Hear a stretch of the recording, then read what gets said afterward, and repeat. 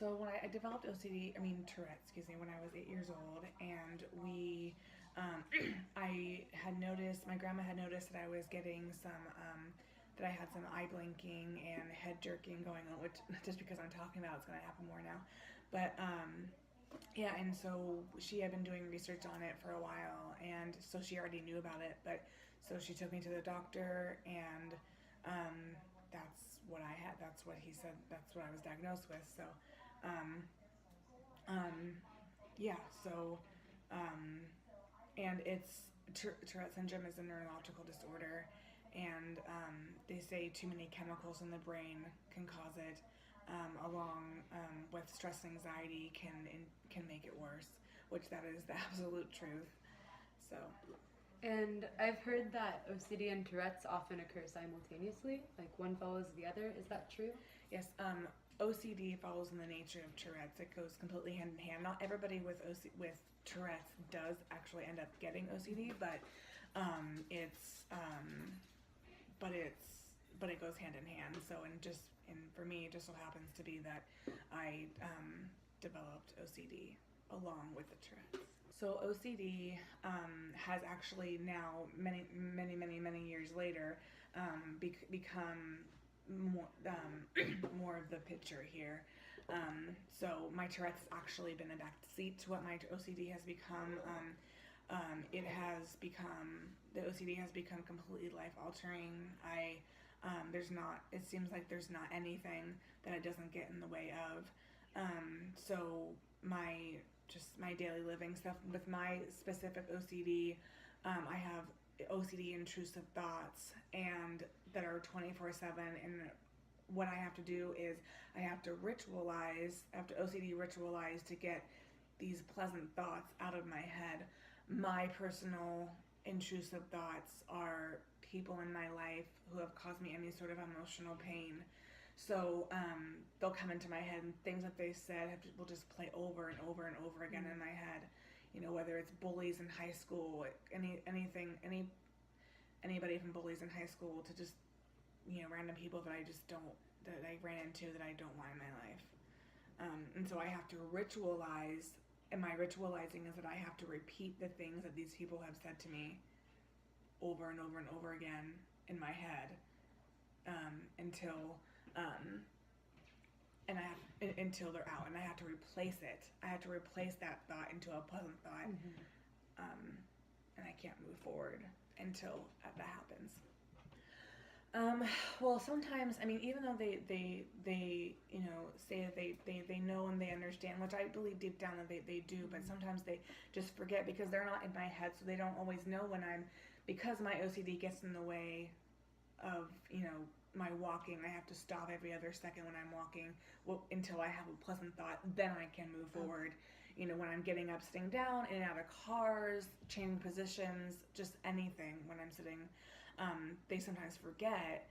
And, friends too, people who don't know me that well, and friends who have known me for a long time too, even, they forget, because they're not in my head. So they'll talk to me, even if I tell them, and this is a fact, that when they do talk to me while I'm ritualizing, then I have to stop and I have to start all over with my ritualizing, and it's so fatiguing.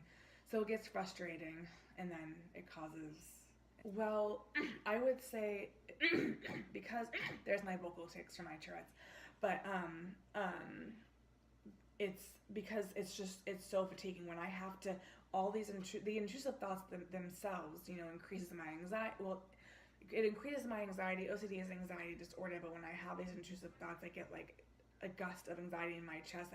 I'll get like chest pains and stuff, and then I have to ritualize. And then because it affects my Tourette's too, my OCD makes my tics worse, and then I'm just in like just tons and tons of pain. And and I was bedridden because of the OCD for a year and a half, completely bedridden. I didn't go anywhere out of my house at all for a year and a half,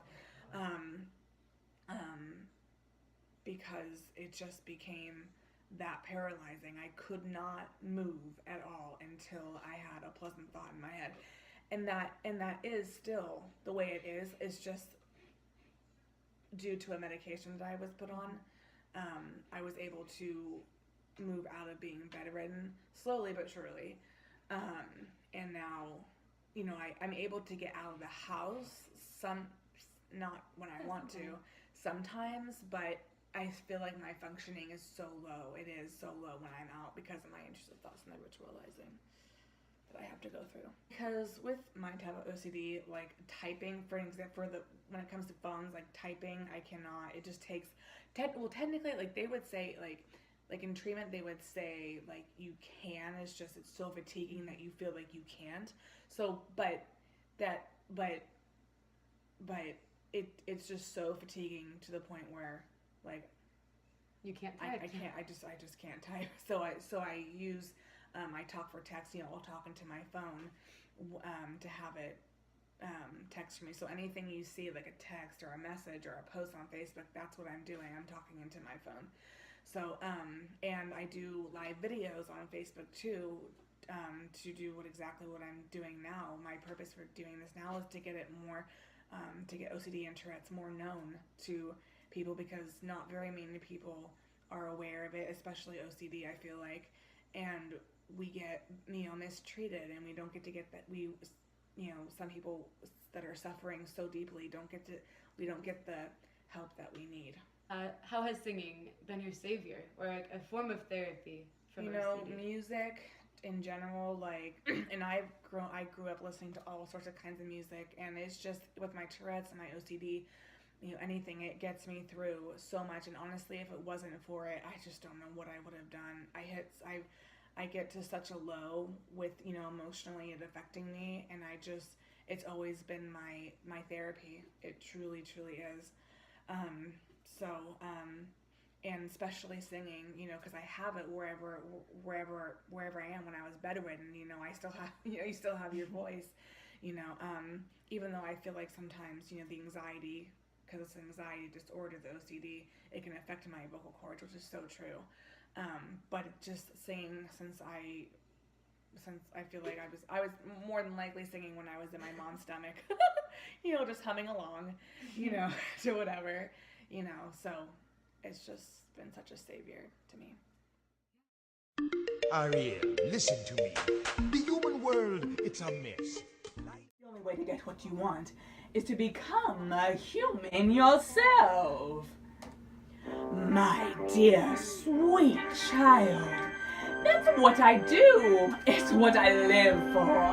To help unfortunate muffins like yourself. Poor souls with no one else to turn to. I admit that in the past I've been a nasty. They weren't kidding when they called me, well, a witch. But they find out nowadays I've mended all of my ways. We're meant to see the light and make the switch to this. Come on, you poor unfortunate soul. Go ahead, make your choice.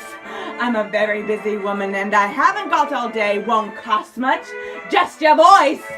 You poor unfortunate soul. It's sad but true. If you want to cross a bridge, my sweet, you've got to pay the toll. Take a gulp and take a breath. Go ahead and sign this scroll. We got him, boys. The boss is on a roll. You poor unfortunate soul.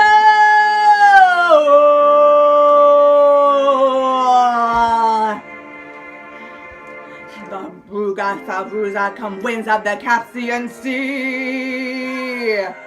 The laryngitis, the max laryngitis, the voce to me.